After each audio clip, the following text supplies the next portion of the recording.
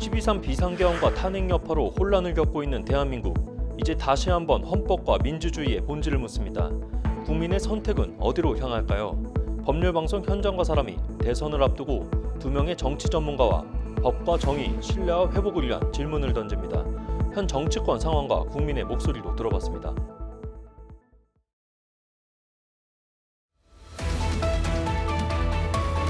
(21대) 대통령 선거가 채 한 달도 남지 않았습니다. 이재명 후보의 위기, 한덕수 후보의 등판. 대선을 앞두고 정치권은 지금 경랑의 한복판에 있습니다. 정치와 경제, 사회 전반에 걸쳐 불확실성이 일상화된 시대에서 국민은 그 어느 때보다 깊이 있는 질문과 분명한 해답을 요구하고 있습니다. 오늘 법률방송 현장과 사람은 김명인 연세대학교 교수, 배종찬 인사이트 K 연구소장 두 분을 모시고 대선 판세에서 공약, 행정과 외교, 개헌 논의까지 대한민국의 미래를 결정지을 핵심 쟁점을 심층적으로 짚어봅니다. 두 분 어서 오십시오. 안녕하십니까. 예, 먼저 소장님 가볍게 시청자들께 인사 한번 해주시고요. 그다음에 요즘 정치권 상황 돌아가는 거 보면 어떤 생각 드시는지도 한마디. 네, 안녕하십니까. 배종찬입니다. 정치가 제 값을 못한다는 생각이 들고요. 저도 정치 공부를 했지만 참 안타깝습니다. 정치권도 문제고 정치 자체도 문제고 정말 이번 대선을 통해서 과연 그런 문제가 극복이 될까? 그러기는 어렵겠죠. 결국은 국민들이 나서는 수밖에 없을 것 같고요. 저는 이런 말씀을 꼭 드리고 싶어요. 8년 전에 이념 진영간 고리 500m였다면 지금은 5만 미터입니다. 이렇게 되면 미래가 없어요. 저는 그 문제를 대선이 끝나고 난 이후에 최소한 최대한 빠른 시간 내에 최소한의 이 갈등으로 그것을 극복할 수 있어야 대한민국의 미래가 있지 그렇지 않으면 미래가 없는 정말 중요한 대선이다라는 말씀을 드리고 싶습니다. 예, 교수님도 자기소개 한번 부탁드리고요. 그다음에 이번에 또 긴박하게 이제 정치 상황이 돌아가서 좀 토론 준비하시는데 좀 힘드셨을 것 같은데 한마디 부탁드리겠습니다. 안녕하십니까. 저는 연세대학교 동서문제연구원의 연구교수로 재직하고 있는 김영인입니다. 일단 21대 대선이 얼마 남지 않은 상황에서 이렇게 새로운 대한민국의 어떤 방향성에 대해서 고민하고 또 논의하는 자리를 마련해 주셔서 감사합니다. 저는 이번에 이제 대선도 급작하게 이루어졌지만 이번 대선의 의미가 우리가 갈등과 분열 이런 의미도 있지만 한국 정치의 현실을 우리가 짚어보면서 어찌 보면 민주주의라든지 법치주의에 좀 우리 국민들이 다가갈 수 있는 또 와닿게 생각할 수 있는 그런 기회가 되지 않나 이런 생각도 좀 하고 있습니다. 네, 본격적인 토론에 앞서 신예림 기자가 현 정치권 상황 짚어보고 왔습니다. 피청구인의 법 위반 행위가 헌법 질서에 미친 부정적 영향과 파급 효과가 중대하므로 피청구인을 파면함으로써 얻는 헌법 수호의 이익이 대통령 파면에 따르는 국가적 손실을 압도할 정도로 크다고 인정됩니다. 주문, 피청구인 대통령 윤석열을 파면한다. 비상계엄 사태가 불러온 윤석열 전 대통령 탄핵. 전국은 곧바로 조기 대선 체제로 돌입했습니다. 12.3 비상계엄부터 국회 탄핵 소추안 의결과 헌법재판소 탄핵 심판, 헌정사상 두 번째 현직 대통령 파면까지. 그야말로 혼돈의 122일을 보낸 대한민국. 여야 대권주자들은 그동안의 혼란과 갈등을 잠재울 적임자라며 대선 도전을 선언했습니다. 사상도 이념도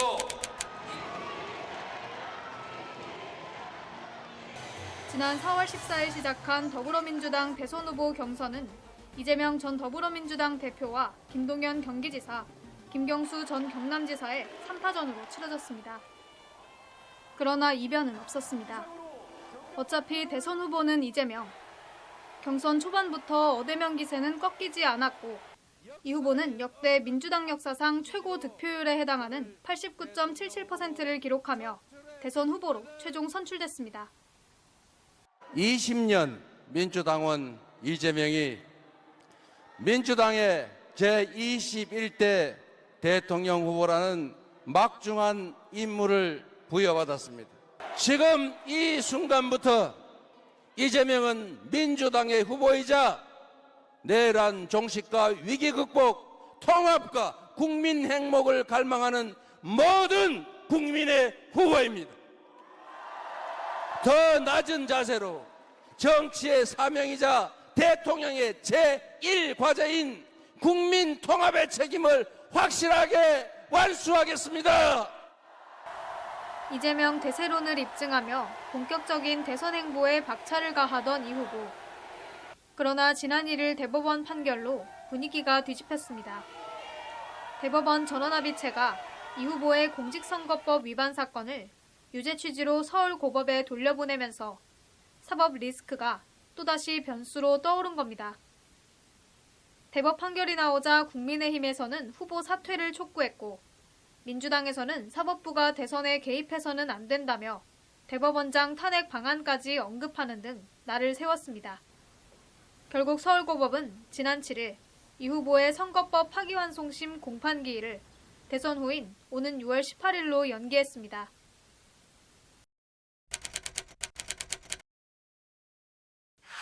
국민의힘에서는 상대적으로 치열한 경선이 펼쳐졌습니다. 2차 경선에서는 김 후보와 한 후보가, 3차 경선에서는 한덕수 전 국무총리와의 단일화에 가장 적극적인 입장을 보였던 김문수 후보가 최종 대선 후보로 결정됐습니다. 어깨가 무겁습니다. 제 한 몸이 산산이 부서지더라도 반드시 승리하겠습니다. 민주당 이재명 세력의 집권을 막기 위해서라면 어떤 세력과도 강력한 연대를 구축할 것입니다. 국민과 우리 당원들께서 납득할 수 있는 절차와 방식으로 추진하겠습니다. 거짓과 범죄로 국회를 오염시킨 사람을 대한민국 대통령으로 만들어서는 안 됩니다. 소속 대통령의 탄핵 이후 치러지는 만큼 국민의힘이 상대적으로 불리할 것이라는 평가를 받은 이번 대선. 이를 돌파하기 위한 반명 빅텐트를 구축해 범보수 진영을 결집하고 이재명 후보의 독주를 막겠다는 구상입니다. 그러나 시작부터 삐걱거리는 모양새가 이어졌습니다. 김 후보와 국민의힘 지도부 사이 갈등이 터져나온 겁니다. 표면적으로는 당직 인선이 원인으로 꼽히지만 그 이면에는 단일화 주체와 절차, 시기 등을 두고 양측이 충돌했다는 관측이 나왔습니다. 결국 김 후보는 당이 자신을 끌어내리려 한다며 후보 일정을 전면 중단하겠다 밝히기도 했습니다. 이에 일각에서는 친윤 세력이 주도하는 국힘 지도부가 전당대회에서 한동훈 후보를 배제하고 이후 자연스럽게 한덕수 후보로 단일화를 시도하려 했으나 뜻대로 되지 않으면서 관련 사태가 벌어졌다는 주장이 나왔습니다. 빨라지는 대선 시기의 초침. 그러나 대선 후보의 사법 리스크와 잇따른 사태로 인한 대행의 대행체제, 사법부 압박, 단일화 논란까지 정책 공약이나 갈등 봉합, 국민 통합 메시지보다는 누가 정권을 잡을 것인지에만 골몰하는 정치권. 대선판은 그 어느 때보다 크게 흔들리고 있습니다. 극단으로 치달은 갈등을 봉합하고 국민 통합을 이뤄내기 위해 출항을 준비하는 대한민국 호. 그 방향키는 이제 다가오는 대선에서 한 표를 행사할 국민의 손에 달려 있습니다. 법률방송 신예림입니다. 자, 그럼 본격적으로 토론 들어가 보겠는데요. 첫 번째 논점은 선거입니다. 선거고 첫 번째 질문이 게임 끝났다. 두 패널이 보는 대통령 선거 판세는이 원래 이제 질문인데 게임이 이제 시작인 것 같습니다. 그래서 두 패널께 먼저 판세에 대해서 좀 여쭤볼 텐데요. 먼저 배 소장님 어떻게 보십니까? 네, 이번 대선이 대통령의 판면으로 실시되는 대선이잖아요. 예. 첫 번째로는 상당히 기울어져 있는 운동장이죠. 예. 그럼에도 불구하고 대선이라고 하는 것은 운동의 법칙이 있어요. 그건 뭐냐면 운동회를 시작하면 꼭 시작할 때 보면 약팀이 있어요. 강팀이 있고. 예. 그래서 한쪽은 전혀 상대가 안 될 것 같지만 5시간쯤 되면 비슷해요. 아, 예. 그러니까 항상 우리 대선이 그래왔단 말이에요.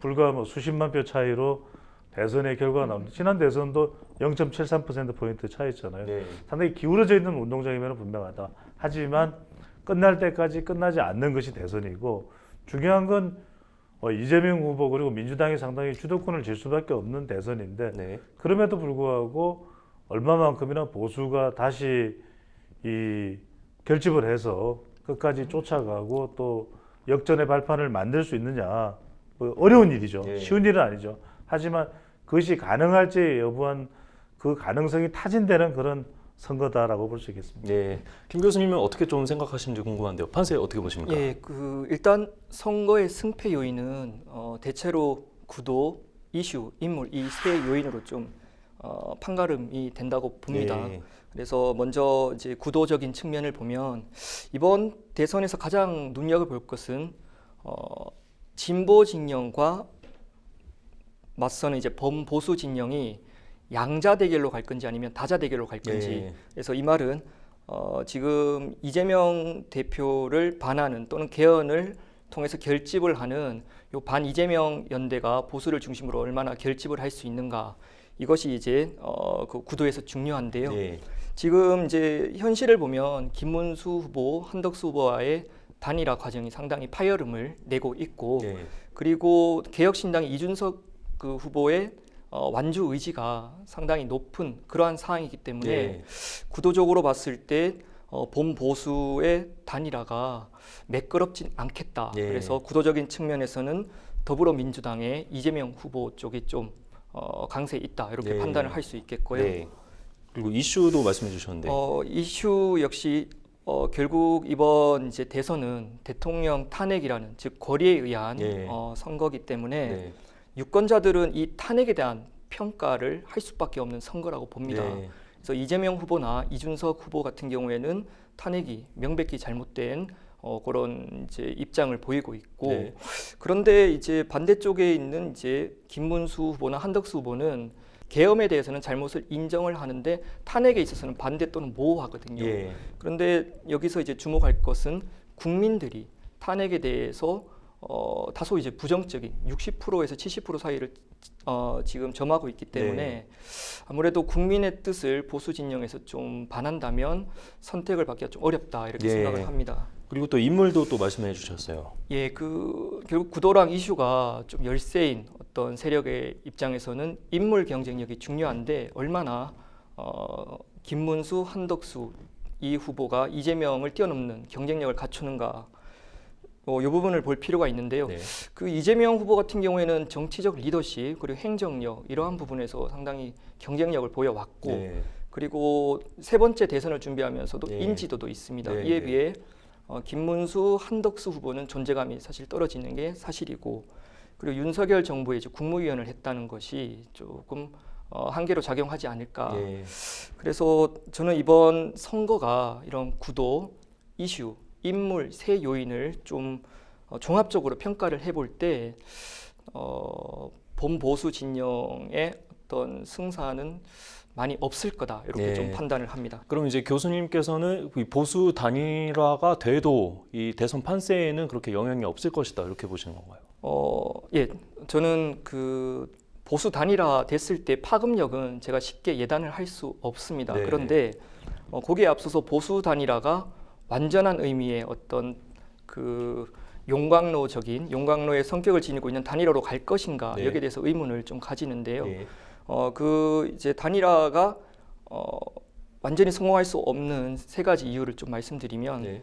그 김문수 한덕수 단일화 과정에서 두 후보 진영 간의 어떤 그 주도권 싸움, 그리고 당 지도부의 어떤 그 마찰음 이런 것도 있고, 그리고 이준석 후보도 역시 저는 완주를 할 의지가 크다 이렇게 네. 보고 있습니다. 그리고 한국 정치의 고질병이라고 할 수 있는 이합집산. 그래서 우리가 한국 정치사 쪽으로 볼 때 이합집산이 성공한 적이 없거든요. 그래서 대선이 한 달도 안 남은 이 시점에 네. 정치적 이념을 달리했던 후보들이 반 이재명 그리고 개헌을 그 중심으로 그 연대를 한다는 것은 어렵습니다. 네. 그렇기 때문에 저는 단일화가 김문수, 한덕수 후보의 단일화가 이루어진다고 하더라도 네. 그 내부에서 이탈이 있을 거고, 그리고 이준석의 미동참 때문에 보수 단일화는 성공할 가능성이 낮다 이렇게 봅니다. 예. 소장님 좀 어떻게 생각하시는지 궁금한데 이 보수 단일화. 네, 저는 짧게 말씀드리겠습니다. 보수 단일화는 단일화 안 하면 뭐 이번 대선은 보수는 없는 거죠. 네. 이번 대선은 없다 네. 이렇게 볼 수밖에 없기 때문에 저는 할 수밖에 없다. 뭐 진통 과정은 있을 텐데 할 수밖에 없고 단일화 안 하면 뭐 이번 대선은 없는 거죠. 그래서 저는 갈등과 또 충돌은 있더라도 예. 단일화를 할 수밖에 없을 것이라고 그렇게 전망하고 지금 있습니다. 여론조사 같은 거 보면 지금 이재명 후보 지지율이 한 50% 정도 되는데 이게 만약에 이제 단일화를 하면은 이게 조금 접점으로 좀 갈 수 있을까요? 어떻게 보십니까? 그건 좀 다른 이야기인데, 그러니까 이재명 후보 대세론인데 결국은 50.1%, 50.00001%라도 네.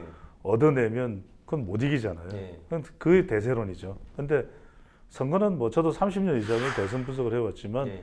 5%의 중도 전쟁이에요. 네. 그러니까 이제 대법원 선고를 받고 난 이후에 결국 움직일 수 있는 건 5% 중도일 텐데, 그런 5% 중도가 움직일 때 결국은 그 중도가 어디로 갈 때가 있어야 돼요. 네. 그걸 받아내려면은 단일화도 해야 되고 어려운 길이죠. 여러 가지를 많이 해야 되니까 네. 고차방정식이죠. 그리고 또 빅 플랫폼도 해야 되고 또 임기 단축 개헌도 해야 되고 이런 걸 할 수 있느냐 없느냐는 사실은 그걸 해야 될 사람들한테 달려 있는 것이기 때문에 네. 그걸 하면 그나마 대등하게 한번 승부를 펼쳐보는 것이고 예. 뭐 그게 안 되면은 보수는 이번 대선이 없는 것이죠. 예. 지금 5% 중도 전쟁 말씀해 주셨는데 그럼 이제 남은 기간에 이제 후보들이 어떤 전략을 내서야 될까 좀 궁금한데 뭐 개헌이나 이런 걸 좀 내서야 될까요? 간단하게 하면 이재명 후보는 표를 안 잃는 게 제일 좋은 방법이잖아요. 네. 표를 안 잃어야 되니까 내부적으로는 가장 큰 위험 요인은 이제 이 재판 리스크인데 이거는 6월 달로 이제 대선 이후로 옮겨갔기 때문에 일단 하지만 유죄 취지 파기 안송이 된 것이 중도층에 영향을 주겠죠. 네. 그리고 또 하나는 이제 생각하지 못한 돌발 변수가 프레임이 전환돼서 탄핵 내란 프레임으로 가는 게 아니라 관세나 경제나 또는 제7공화국 프레임으로 가게 되면은 이게 상당히 이제 이재명 후보나 민주당으로서는 위협적인 요인이기 때문에 네. 하여튼 중도가 최대한 떨어져 나가지 않도록 하는 게 최대 전략일 테고 그 반대죠. 네. 보수는 여하튼 최대한 중도를 뺏어오기 위해서 더 합치고 이준석 후보까지. 그러니까 이준석 후보도 보수 플랫폼에 담아내기는 간단하지는 않죠. 네. 뭐 선거라는 게 뭐 말처럼 쉽나요. 하지만 이제 결국은 그렇게 해야 최대한 붙어볼 만하다. 이재명 후보와. 그런 게 이제 보수 진영 내에 있으면 그 절박함이 결국 이준석 후보까지도 참여할 수 있는 동참을 이끌어내느냐, 그게 가능할 수 있느냐 여부를 따져봐야 예. 되겠죠. 자, 교수님께도 좀 여쭤보겠습니다. 지금 말씀하신 것처럼 소장님 말씀하신 것처럼 이제 이재명 후보는 이제 그 지지율을 갖고 있어야 되고 보수에서는 이제 뺏어야 되는데 전략 어떤 것 좀 세워야 될까요? 이재명 후보는 결국 현상 유지죠. 거기서 이제 지금 중도 실용 그리고 보수 쪽으로 좀 가고 있는 입장이고 네. 기본적인 틀은 이제 현상 유지에 있다고 볼 수 있는데 그 본보수 진영의 전략이 저는 중요하다고 봅니다. 그래서 가장 먼저 중요한 것은 완전체 단일화 신속하게 이루는 것이 가장 중요한 전략이라고 볼 수 있고요. 네. 그리고 이제 본보수 입장에서는 이런 탄핵 정국에 따른 국내 정치적인 어떤 현안에 집중하기보다는 지금 국제적으로는 통상, 교역 그리고 관세 이 전쟁이 펼쳐지고 있거든요. 네. 그래서 기본적으로 이제 보수가 갖고 있는 국제 무대에서의 어떤 외교 안보 역량이라든지 미국과의 네트워크 이런 자꾸 시선을 밖으로 이제 몰리게 하는 그런 전략을 펼칠 때 유권자들이 좀 움직이지 않을까 이렇게 네. 생각을 합니다. 예. 네. 그리고 교수님 지금 그 대학교에서 20대 학생들도 가르치시고 대학원에서 또 수업하고 계셔갖고 2030 이렇게 또 수업하면서 접점을 좀 갖고 계시는데 이게 아직 뭐 예단하기는 좀 이르지만 이 2030 청년층이 어디로 투표할까 이것도 관건인데요. 어떻게 보십니까 좀? 지난 20대 대선에서는 그 기존 그 전에 이제 선거에 비해서 2030이 보수 즉 국민의힘을 밀어준 경향이 컸죠. 네. 그런데 이번 같은 경우에는 첫 번째 특징은 2030의 부동층이 늘어났다 네. 이렇게 좀 볼 수 있습니다. 그래서 부동층이 어디로 갈까? 탄핵 직전에는 윤석열 후보에게 좀 몰리는 경향이 있다가 탄핵이 끝나고는 다시 이렇게 왜냐하면 탄핵에 대해서는 2030도 지금 좀 잘못 찬성하는 입장으로 보이고 있기 때문에 좀 머뭇머뭇거리다가 지금 이준석의 이제 개혁신당 쪽으로 좀 가고 있는 추세가 이제 보이고 있습니다. 왜 이제 이재명 후보에게 안 가고 개혁신당의 이준석 후보에게 가느냐? 2030은 기본적으로 이재명 후보에 대한 불신 또는 어떤 반발 이런 것들이 상당히 높기 때문에 2030의 어떤 결정은 기존의 국민의힘과 개혁신당 이 사이에서 좀 정책이라든지 공약을 보고 판단할 경향이 크다. 저는 이렇게 이제 평가를 하고 있습니다. 예, 소장님은 좀 어떻게 보시나요? 지난 대선하고 뭐 수적인 차이는 분명히 있겠죠. 지난 대선은 남녀가 나눠지는 것도 있었는데 일단은 2030은 정치 혐오가 더 커졌을 것 같아요. 그런 현상도 나타나고 있는 것 같고, 근데 이제 남성들의 경우에는 좀 보수화 현상이 있습니다. 여러 가지 요인들이 있겠죠.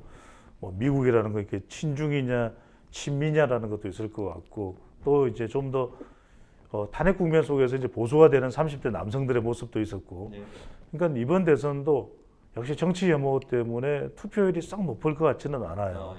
근데 이제 또 더군다나 지금 진영 간 대결 구도를 하고 있으니까 대체로 이제 2030 남성들은 좀 보수화되어 있는 그런 성향이 있다고 봐야 될 것 같고, 반대로 지난번에 이제 비상계엄 이후에 장외 집회 때 가장 많았던 숫자가 비상계엄 직후예요. 탄핵 소추안 통과되기 직전 국면까지는 서울시 통계를 보면 2030 여성들이 장외 집회 때 가장 많았다고 그러거든요. 그러니까 이제 2030 여성들은 탄핵에 대한 심판 성격이 있기 때문에 이들은 좀 더 민주당 쪽에 더 투표 의향이 강하게 나타날 것으로 보입니다. 예. 자, 두 분 말씀 잘 들었고요. 두 번째 논점으로 좀 넘어가 보겠습니다. 두 번째 논점은 공약인데요. 이 공약보다는 캐릭터가 요즘 더 시선을 끌고 있지 않나 이런 생각도 드는데, 이 잘살리즘 이런 얘기도 지금 이제 많이 나오고 있습니다. 각 정당의 정책 기조와 공약에 대한 평가를 좀 들어볼 텐데요. 먼저 소장님 한번 말씀해 주시죠. 민주당만 놓고 보면은 탄핵 국면이기 때문에 중도 보수 좀 우클릭 하겠다는 거죠. 그렇다면은 무엇보다도 이제 먹고 사는 문제, 이게 또 중도층 중산층들이 더 관심을 크게 기울이는 부분이거든요. 그러니까 이제 용어 자체를 말랑말랑하게 해서 좀 더 수용성이 높게끔 먹사니즘이라든지 또는 엔비디아라든지 이런 이야기를 많이 하게 되죠. 그러면 이제 중도층이 관심을 가지면서 올 수 있는, 그러니까 민주당으로서는 어떻게든 진영 간 대결 구도 속에서 민주당 지지층들은 확고하니까 중도층을 좀 더 끌어들이겠다, 그런 입장이 강한 걸로 봐야 될 것 같고, 보수는 지금 일단은 아직까지 여러 내부 정리가 안 돼 있잖아요. 그러니까 일단 내부 정리가 돼야 이제 어디로 가겠다는 걸 볼 수 있을 텐데, 일단은 가장 크게 방향성을 강조할 부분은 프레임 전환일 것 같아요. 봐라, 윤석열 전 대통령은 파면됐잖아. 이건 정리됐다. 그러면 사람들의 심리 속에는 진영 간 대결 구도 속에서 야당은 그러면 민주당도 뭐 의회 폭거 이런 이야기도 하지 않냐. 줄 탄핵, 줄 특검도 있으니까 이참에 윤석열 전 대통령, 이재명 후보 다 정리하고 새로운 판을 깔자, 이런 이제 전략으로 나오면서 프레임을 전환해서 경제, 관세, 또 미국 뭐 이쪽으로 접근할 가능성이 더 높다고 봐요. 네, 그 장기적인 이런 공약보다는 뭔가 선심성 이런 얘기도 좀 많이 나오고 있는데, 그런 거 좀 어떻게 보십니까? 공약을 믿겠어요. 그러니까 공약 하도 이야기 많이 했지만 그 공약 거의 실천 안 하잖아요. 뭐 AI 전문가 10,000명 어디다 취업 어디다 시키죠? 그 다음에 AI 뭐 100조 투자하겠다 이런 이야기들을 하는데, 글쎄 그 뭐 기덩이에도 잘 안 들릴 것 같아요. 자, 교수님께도 한번 여쭤보겠습니다. 이게 공약과 기조에 대한 평가 좀 어떻게 보십니까? 이번에 이제 공약과 캐릭터 중에 뭐 기존에 이제 보수 정당, 진보 정당 지지하는 유권자들은 그대로 갈 것 같고, 그래서 이제 캐릭터를 볼 가능성이 크다. 하지만 5에서 10% 사이에 있는 부동층은 공약을 볼 수밖에 없는 그런 이제 상황이다, 이렇게 좀 평가를 하고요. 이재명 후보와 이제 김문수 후보 중심으로 좀 이렇게 말씀을 드리면, 그 이재명 후보 같은 경우에는 이번에 이제 성장 중심의 실용주의 기조를 이번에 표방을 했습니다. 그리고 김문수 후보는 윤석열 후보와 결을 같이 하는 기업하기 좋은 나라, 그리고 민간과 시장이 좀 더 활성화되는 그러한 부분에 초점을 맞췄다고 봅니다. 근데 요 두 후보 간에 공통점과 차이점이 좀 있는데요. 첫 번째 이제 미래 먹거리 같은 어떤 이런 AI라든지 반도체 이런 부분에 있어서는 서로가 이제 공통적으로 전 세계 3대 강국이 되겠다, 네. AI 강국이 되겠다라는 공통적인 발언을 했습니다만 정치적 영역에서 이제 개헌이라든지 행정 수도 이전은 극명하게 이제 차이가 네. 보이고 있습니다. 예. 그리고 두 후보 간의 공통 분모가 좀 나타나고 있는 부분이 기업 정책이라고 볼 수 있는데요. 네. 이건 기본적으로 이재명 후보 측에서 우클릭을 하는 과정에서 나타나는 현상이라고 볼 수 있습니다. 그래서 김문수 후보야 지금 이번에 법인세 최고세율을 24%에서 21% 내린다. 그래서 기업하기 좋은 나라 계속 추진을 하고 있고, 이재명 후보는 물론 감세에 대해서도 예전처럼 아주 반대하는 입장은 아니지만 네.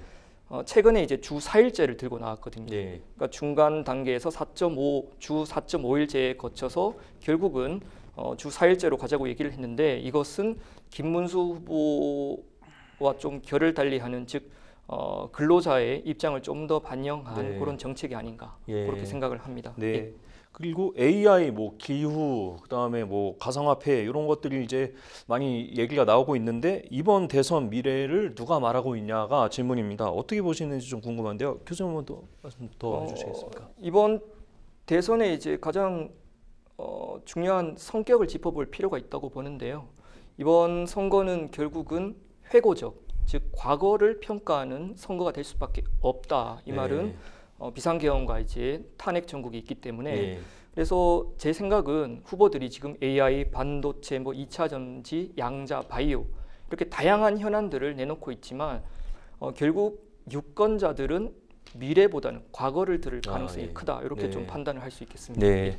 소장님은 좀 어떻게 보십니까? 어떤 정보가 좀 잘할 것 같은지. 그렇죠. 뭐 이제 이거는 AI, 기후 또 코인 안보는 무척 중요합니다. 네. 이건 이제 우리 미래를 위해서도 필요한 그런 공약들이죠. 근데 따지고 보면 우리 앵커께도 여쭤보고 싶은 것이, 지난 2022년의 대선 때 윤석열 후보, 이재명 후보 특별히 뭐 차이 나는 공약 기억나요? 예. 기억 안 날 거예요. 0.73%가 그냥 진영간 대결을 한 겁니다. 예. 그러니까 참 안타까운 게 이런 부분인데 잘 안 돼요. 근데 미국도 잘 안 돼요. 그래서 트럼프, 뭐 바이든 공약으로 선택 안 했을 거예요. 해리스 공약으로 선택 안 했을 거예요. 그러니까 첫 번째 공약이라는 것이 이게 다 중요한 그런 주제들입니다. AI, 기후, 코인 안보. 근데 첫 번째로는 저는 차별화가 안 되고 있다. 두 번째로는 현실성이 별로 없다. 왜냐하면은 표를 얻기 위해서는 최대한 다 해준다고 이야기를 해야 되거든요. 그래서 말 그대로 이걸 이제 포퓰리즘이라고 비판을 하기도 하고, 표를 얻기 위해서 표퓰리즘이라는 이야기를 하거든요. 중요해요. 중요한데 정말 중도층 5%라도 이런 부분들을 따졌으면 좋겠다는 생각은 드는데, 현실적으로는 참 우리 선거 현실에서는 안타깝게도 별로 구체화돼서 구분되는 그런 가늠자가 되기는 어려울 것이다. 네, 참 현실적인 부분을 말씀을 해주셨고요. 세 번째 논점 얘기하기에 앞서 그 조나릴 기자가 시민들의 의견을 들어봤는데요. 영상으로 확인해 보겠습니다. 이곳은 광화문 광장입니다. 21대 대통령 선거가 한 달여 앞두고 정치권 시계가 바쁘게 움직이고 있는데요. 대선과 관련한 시민들의 생각과 바람을 들어봤습니다.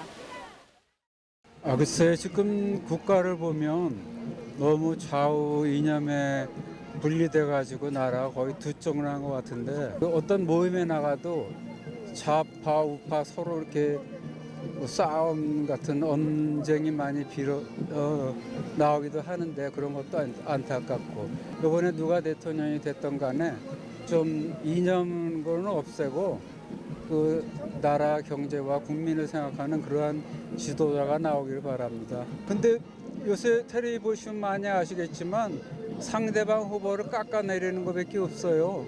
어떻게 하겠다는 건 없고, 뭐 누구는 뭐 전과 몇 범위, 또 누구는 또 뭐 내란의 수괴 뭐 잔당이니 그러고 이렇게 싸움만 하는데, 좀 정책적인 대결로 그렇게 했으면 좋겠어요. 일단은 네거티브를 좀 적당히 했으면 좋겠고요. 그리고 이제 국민을 바라보면서 조금 정책들도 이제 현실적 있는 정책들을 쏟아내줬으면 하는 바람입니다. 제가 금융권에 있다 보니까 좀 이런 정치적인 리스크 때문에 금융시장, 경제시장이 좋지가 않아요. 근데 이번에 어느 분이 될지는 모르겠지만 어떻게 당선 잘 돼갖고 한국의 신뢰도가 올라가서 조금 경제도 좋아지고 민생 경기도 살아났으면 좋겠습니다. 지금 가장 큰 문제는 경제잖아요. 많이 침체된 경제가 다시 살아났으면 하는 바람입니다. 너무 많은 일이 있어서 모든 면에서 우리나라 국민들이 많이 불안했잖아요. 그래서 일단 좀 안정적인 나라가 되었으면 좋겠고, 지금까지 지켜왔던 민주주의가 선거를 통해서 제대로 다시 한번 빛을 발하는 그런 계기가 되었으면 좋겠습니다. 글쎄 지금 대세는 정해져 있지 않나요? 네, 그 생각한 그대로 될 것 같은 느낌이 듭니다.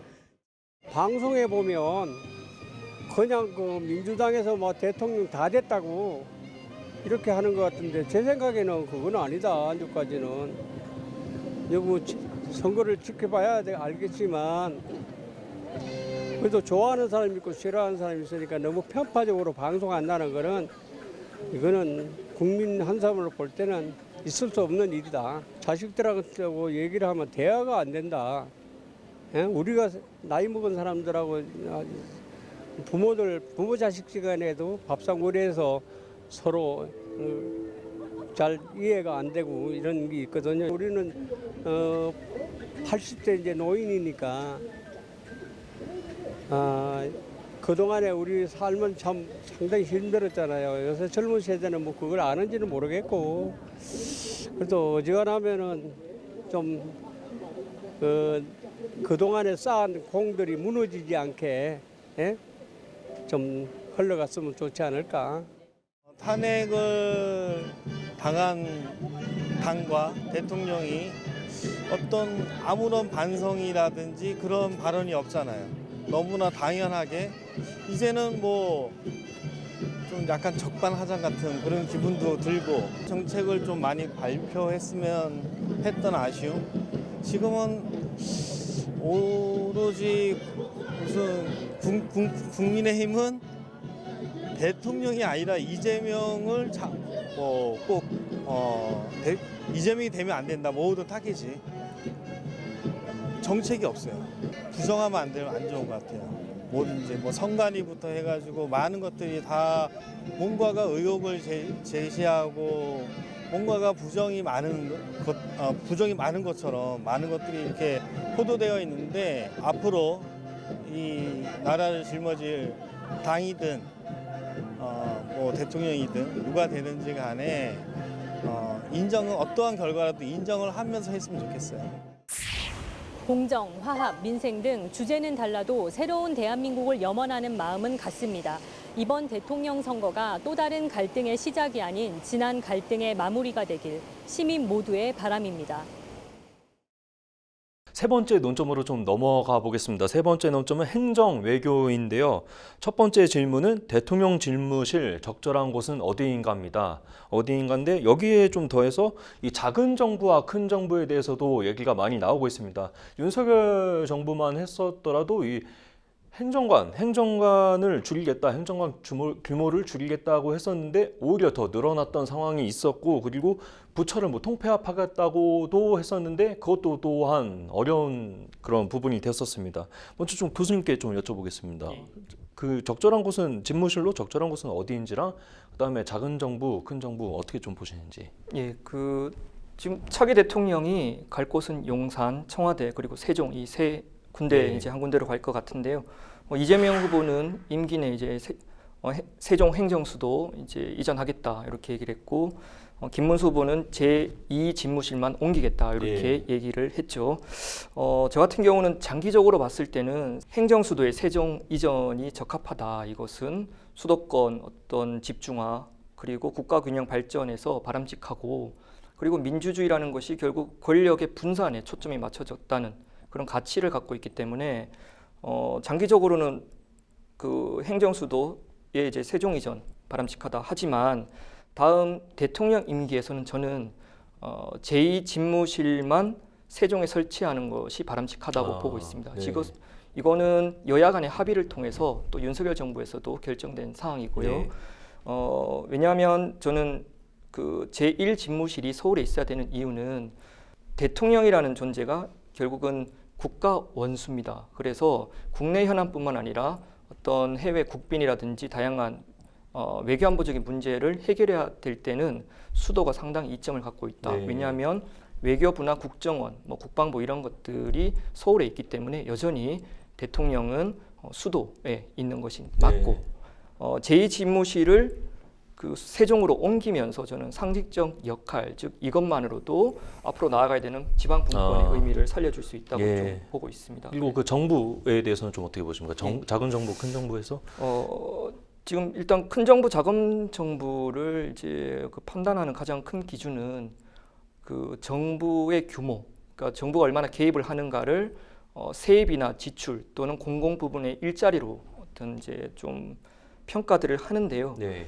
저는 크게 이제 두 가지 측면에서 좀 살펴보고 싶습니다. 그 OECD 회원국들과 좀 살펴볼 때는 한국은 여전히 작은 정부의 입장에 작은 정부의 어떤 위치에 있다. 하지만 한국 내부의 시계열적으로 봤을 때는 큰 정부를 분명히 지향을 하고 있거든요. 네. 그런데 저는 이런 큰 정부와 작은 정부가 규모적으로 뭐 돈을 많이 거두고 또 많이 쓴다. 또 일자리 공공 부분 늘린다. 이러한 부분이 한국 지금 정치권에서는 또 국정 운영하는 데 있어서는 보수와 진보 또는 정권에 따라서 나눠지는 경향이 크거든요. 그래서 저는 지금 OECD 국제사회 기준으로 봤을 때 큰 정부로 가는 것이 적합하다. 왜? 할 일이 상당히 많아졌기 때문에. 그런데 저는 이런 큰 정부랑 작은 정부의 기준을 첫 번째는 규모뿐만 아니라 얼마나 효율성 있고 또 실질적인 성과를 낼 수 있는가 이 기준으로 좀 정성 평가를 해야 된다는 게 첫 번째고, 두 번째는 큰 정부, 작은 정부보다는 적재적소의 어떤 예산과 또 인력을 배분하는 것이 더 중요하다. 그래서 큰 정부, 작은 정부보다는 효율성, 운영 방식 그리고 국정 운영자의 역량 이런 부분을 좀 신경 써야 된다 생각합니다. 네, 그 큰 정부지만 정성 평가가 들어간 이런 걸 좀 말씀해 주셨고요. 소장님께 좀 한번 여쭤보겠습니다. 전부 간단하게 말씀드릴게요. 뭐 크게 하겠다, 작게 하겠다, 뭐 2,000명 하겠다, 의대 정원 1,000명 하겠다 이런 게 다 부질없잖아요. 그러니까 우리한테 맞는 규모를 선택하면 되는 거예요. 그러니까 이 대통령 집무실이라는 건 세 가지 차원에서 생각하면 되잖아요. 업무, 경호, 의전, 외국의 내외빈들이 왔을 때 그러면은 선택할 수 있는 것은 지금으로서는 현실적인 게 용산하고 청와대잖아요. 그러니까 이 중에서 실제로 업무 가능하고 경호 가능하고 의전 가능한 것을 선택하면 돼요. 세종이라는 거는 현실적으로 불가능하잖아요. 거기 가서 지금 당장 뭔가를 그리고 우리가 이제 국토 균형 발전은 좋은데 국토 균형 발전하려면은 대통령 집무실 내려갈 게 아니라 대학이나 기업을 다 내려보내야 돼요. 그러니까 무슨 정부기가 내려가 가지고는 문제 해결 안 될 일이고요. 그다음에 정부의 규모는 큰 정부, 작은 정부. 그럼 어떤 게 작은 정부고 어느 정도 사이즈가 큰 정부죠? 기준이 어디 있어요? 그러니까 우리 규모에 맞는 국가 규모에 맞는 합리적인 그러니까 이걸 정부로 담아두는 게 필요한 건가? 공공기관으로 국영기업으로 공기업으로 있는 게 맞는지 민영하는 게 맞는지 그 부분에 대한 명쾌한 기준과 판단을 계속 정해 나가면 돼요. 그걸 위해서 이제 일단 설계가 있어야 되고 그다음에 산출이 있어야 되고 조율을 하면 되잖아요. 그러니까 의대 정원도 마찬가지예요. 그런 걸 해서 합리적으로 사람들의 공감대를 크게 얻어낼 수 있도록 그렇게 하면 돼요. 예. 자, 이어서 또 소장님께 좀 질문을 드려보겠습니다. 이 당선된 대통령에게 시급한 국내 현안은 무엇이 있을까요? 근데 지금 굉장히 문제들도 많고 현안들도 많은데 그 중에서도 좀 해결을 해야 될 일이 있다면 좀 뭘 꼽을 수 있을까요? 간단하게 말씀드리면 첫 번째는 통합이에요. 지금 제가 아까 8년 전에 진영강 고리 500m인데 지금 5만 m라고 그랬잖아요. 이대로 가면 나라 망해요. 그러니까 무슨 이념 가지고 먹고 살 일 없어요. 이제 과거에 뭐 다 지나간 것은 지나간 역사로 정리를 하면 되잖아요. 예전에 뭐 민주화 운동이 있었고 예전에 뭐 진보가 있었고 보수가 있었는데 지금은 오히려 실속을 통해서 우리 국민들이 뭘 위해서 가장이 그렇잖아요. 아니 가족을 먹여 살려야 되는 가장이 나가서 자기 구호 외치고 다니면 그게 가장이에요. 가족들이 행복할 수 있도록 먹고 살 수 있도록 해줘야지. 그게 핵심이고. 두 번째는 경제예요. 제일 중요한 게 경제 구조를 튼튼하게 해서 우리 현재 세대와 미래 세대가 잘 먹고 더 나라는 성장할 수 있도록 경제가 든든해야 안보나 국가의 문화 경쟁력까지 더 커질 수 있는 거죠. 이게 핵심이에요. 네. 그 교수님, 그 소장님 말씀에 조금 더 덧붙이실 게 있다면 어떤 게 좀 예, 있을까요? 그 소장님 말씀에 저도 전적으로 공감을 하고요. 네. 저는 이제 가장 시급한 국내 현안이라고 했는데 시급하면서도 가장 본질적인 또 현안이 무엇일까 생각했을 때 결국 정치다. 그래서 정치 개혁이 제대로 이루어지지 않으면 공든탑이 무너질 수 있다 이렇게 생각을 합니다. 왜냐하면 정치라는 것이 기본적인 기능이 희소한 어떤 자원 이런 것을 이제 배분하는 거거든요. 지금처럼 저성장 시대에 경제적 도약 그리고 민생 살리기 위해서는 정치 역할이 상당히 중요하다 이렇게 말씀드립니다. 하지만 그 정치 자체가 잘못됐다기보다는 정치를 하는 정치인들이 잘못된 그런 행태를 보이고 있다. 이것이 정치의 가장 큰 문제다 이렇게 생각을 하는데요. 그래서 저는 이번에 정치적 이슈가 상당히 환기되고 있는 이 상황에서 좋은 정치인을 뽑는 이 부분에 대해서도 좀 관심을 가져야 되지 않나.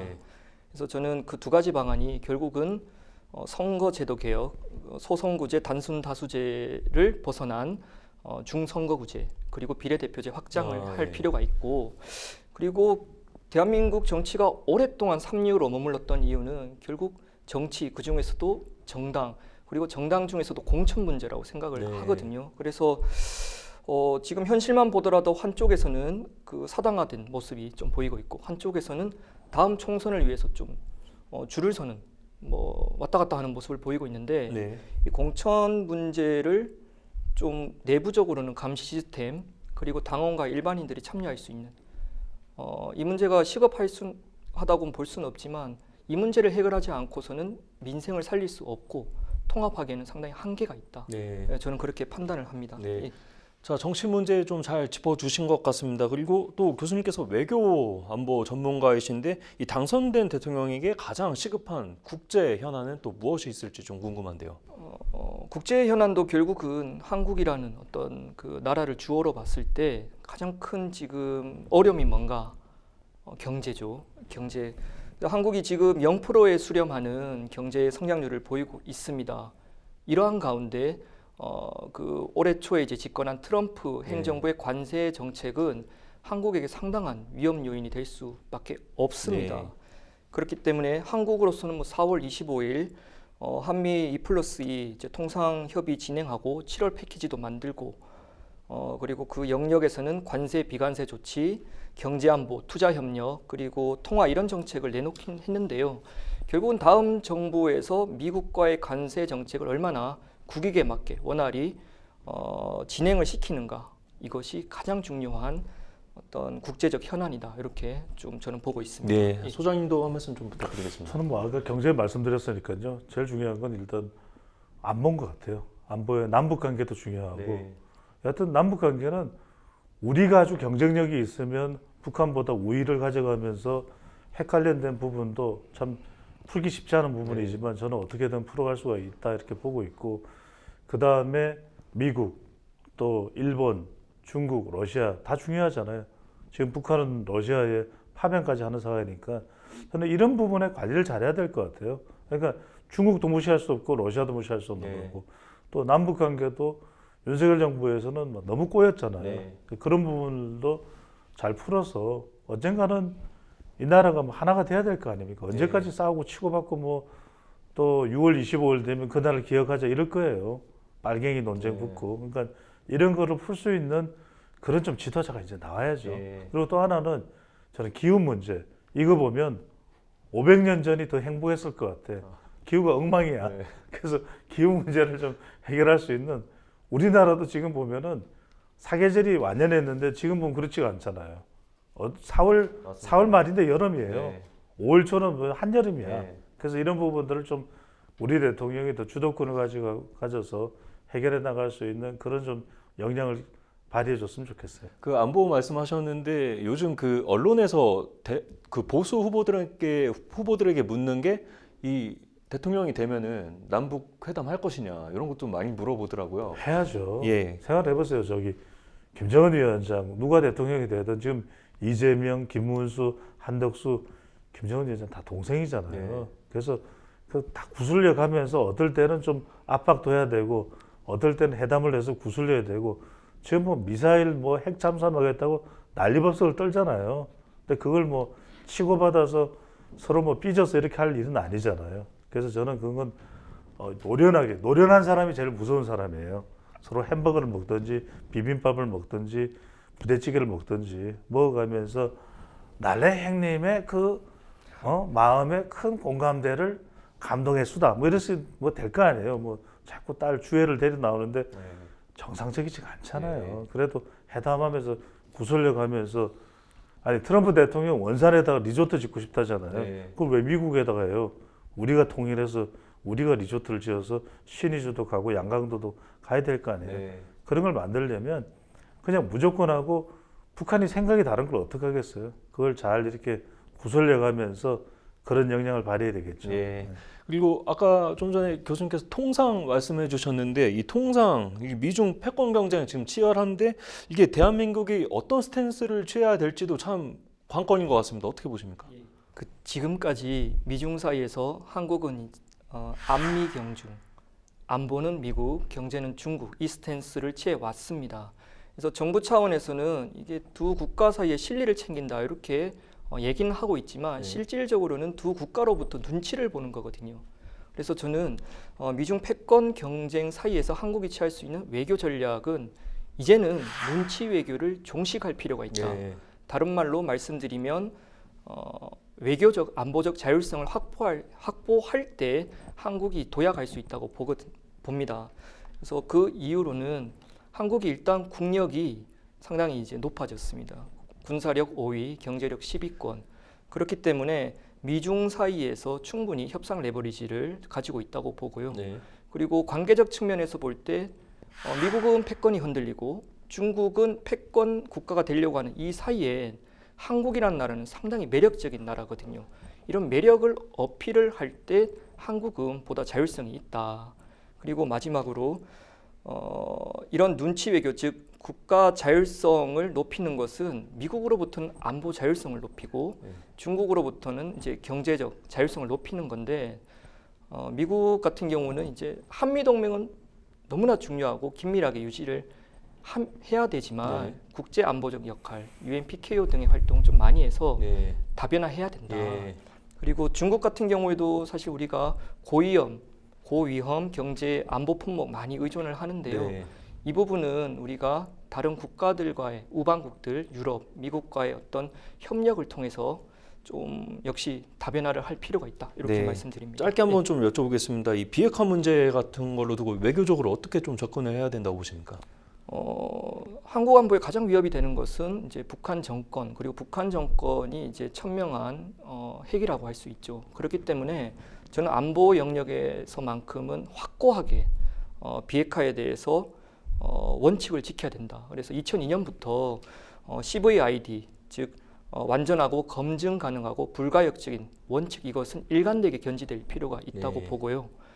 그런 이제 국가적인 원칙과 함께 가야 될 것이 결국은 미국과의 확장 억제력이다. 그래서 2023년 워싱턴 선언에서 만들어졌던 그 NCG 핵 협의 그룹체를 계속 고도화 발전시킬 필요가 있고 미국과의 어떤 그 한미 연합 훈련이라든지 어떤 그 함께 할 수 있는 안보 협력에 있어서는 미국의 전략 자산을 우리가 좀 함께 사용할 수 있도록 정례화하고 좀 그런 모습을 보여줄 필요가 있다. 이것이 저는 상당히 중요하다고 봅니다. 잘 들었습니다. 그리고 자, 마지막 논점인데요. 개헌입니다. 개헌에 대해서 얘기해 볼 텐데 이번 이제 대선의 화두가 개헌이 됐습니다. 이 대통령 임기 안에 이번 대통령 임기 안에 개헌이 가능할지 그리고 어떤 방향으로 개헌을 해야 될지 또 궁금한데요. 소장님 어떻게 좀 보십니까? 저는 개헌을 해야 된다고 봅니다. 저는 대선보다 더 중요한 게 개헌이고 정치개혁 이야기를 많이 하는데 지금 이 정치 구조로 가면 대한민국 미래 없어요. 그러니까 87년 이후에 안 바뀌었잖아요. 그러니까 저는 대선보다 지금 더 중요한 게 개헌이다. 그러니까 개헌을 안 했기 때문에 이 모양 이 꼴이 된 거예요. 그래서 첫 번째는 권력 구조 포함해서 국민의 기본권 그리고 국회의원 불체포 특권 면책 특권 다 없애야 돼요. 있을 이유도 없어. 그리고 그런 거 다 조절해가지고 국민들의 기본권에 맞춰서 국민 주권이 잘 실현되도록 대통령 권력 구조도 바꾸고 국회의원의 권한도 다 내려놓게 만들고 이렇게 개편하는 것이 저는 대선보다 더 중요하고 할지 안 할지는 또 지금 국회의원들한테 정치인들한테 달려있잖아요. 저는 해야만 한다. 안 하면 대한민국 미래 없다. 그런 국회의원 유권자들이 뽑아서는 안 된다. 이런 말씀 드리고 싶습니다. 어떤 방향으로 하는 게 올바르다 이런 생각도 좀 해보셨는지. 정답은 없어요. 정답은 없는데 대체적으로 4년 중임제를 많이들 이제 여론조사에서 이야기를 하니까 그런 것까지 포함해서 검토를 해야 되겠죠. 그게 뭐 한순간에 결론을 내릴 수가 없는 거니까 4년 중임제로 가는 게 좋을지 또 임기를 또 국회의원 선거와 맞춰야 된다라고 하는 부분 또 그렇게 해서 국회의원을 한번 뽑으면 권력이 또 한꺼번에 4년 동안 진행되잖아요. 중임되면 또 이게 과중될 수도 있고 그러면 국회의원을 한 절반은 또 중간 정도의 미국처럼 중간 선거 형태로 가는 부분도 좀 검토해보고 이런 걸 다 시뮬레이션 걸어가지고 해보고 시뮬레이션이라는 게 가상 모의 테스트를 해보는 거잖아요. 그런 걸 해서 국민들한테 제일 어떤 게 이득이 될까 정치인들 말고 그걸 국민들을 위해서 선택해야 되겠죠. 네, 교수님께도 한번 여쭤보겠습니다. 이번 대통령 임기 안에 개헌이 될지 그리고 어떤 방향으로 좀 개헌이 돼야 될까 어떻게 보십니까? 예. 저도 87년 헌법 체제는 민주주의 우리 공고하는데 역사적 소명을 다했다. 그렇기 때문에 개헌을 해야 된다. 당연히 해야 된다라는 입장을 가지고 있습니다. 다만 그것이 다음 임기 내에 가능할까에 대해서는 부정적입니다. 저는 크게 이제 세 가지 이유를 좀 생각할 수 있는데요. 첫 번째는 대한민국 헌법이 경성 헌법, 즉 일반 법률에 비해서 헌법을 개헌을 하는 데 있어서 상당히 까다롭고 어렵습니다. 대표적으로 대한민국 헌법 10조가 그 헌법 개정에 대해서 나오는데 국회의원의 3분의 2 이상이 찬성을 해야 되는 그러한 점은 지금 현실 전국에서 어려움이 있다. 이렇게 좀 절차적으로 말씀드리고요. 두 번째는 역사적으로 볼 때 대선이나 정치적 혼란 때 개헌 얘기가 많이 나왔는데 87년 이후에 성공한 사례가 없다. 결국 정치권의 이해상충이 개헌을 놓고 너무 크다. 그리고 마지막으로는 국민의 합의 또는 국민이 헌법에 대해서 정확히 좀 이해를 하거나 어떻게 무엇을 고쳐야 되는지에 대해서 정부 차원에서 또는 국가 차원에서 서로 소통을 못했다는 측면, 그래서 국민적 합의, 즉 국민 차원의 여건이 미성숙됐다는 이 세 가지를 들어서 저는 헌법 개정은 해야 되나 다음 임기 중에는 어렵다. 이렇게 봅니다.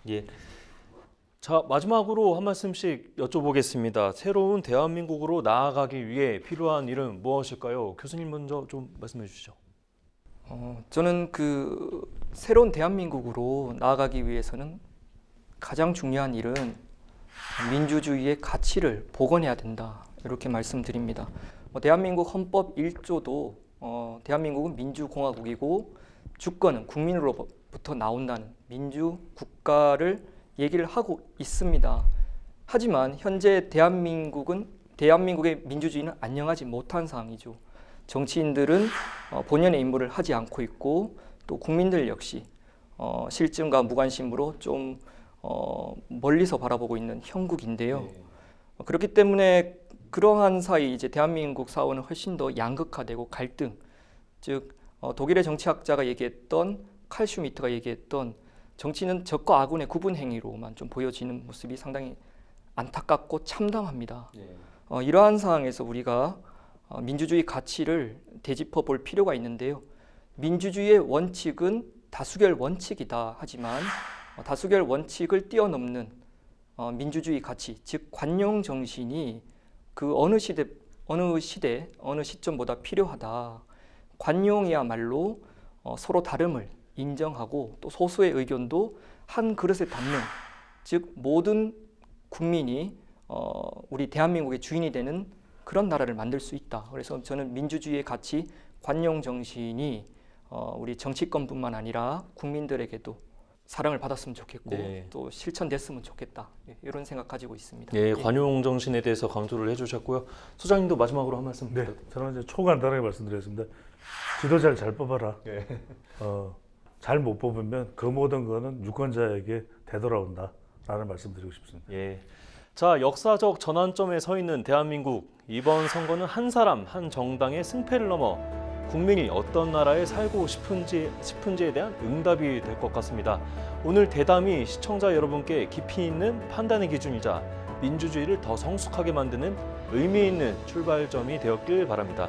이번 주 현장 속으로는 여기까지입니다. 시청해주신 여러분 고맙습니다.